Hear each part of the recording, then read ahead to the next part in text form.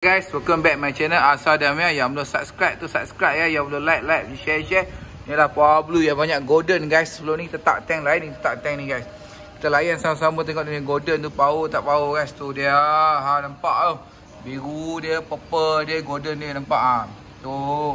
Crossback habis nampak hang. Nampak. Color dia memang nice guys. Color dia memang nice, nampak.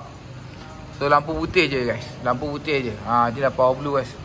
Memang nice ke? Memang nice. Ha, nampak. Oh, padu guys, padu.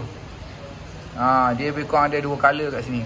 Purple dengan golden. Nampak. Oh. Padu guys, padu. Cun Nabil. Nampak. Cun Nabil bahang. Oh. Tu dia, atas dia. Nampak crossback habis. Crossback habis bahang. Nampak. Tu dia. Cun tak cun dia memang cun habis, nampak oh color dia. Oh, meracik awal.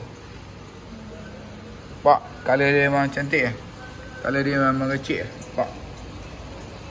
Okay guys, dia ditemani oleh ikan-ikan tentra 3-4-5 ekor ni. Ha, dalam ni. So ada orang tanya tak makan ke tentra ni? Tak makan, dia tak makan guys. Dia okey je, dia geng. So nanti kalau lapar tak tahulah, dia rembat tak rembat tu dia. Ha, nampak. Oh, padu guys. Padu.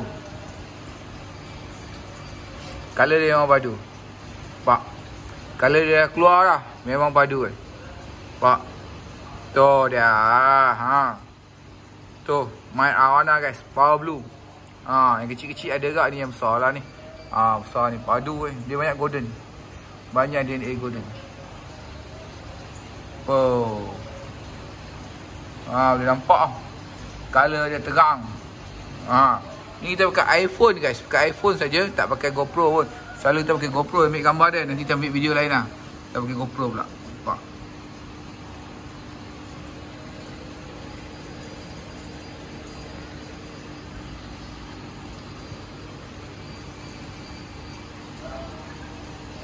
Tu dia. Selain pada Power Blue yang padu, kita juga ada red awana yang padu. Ha, ni red awana yang padu.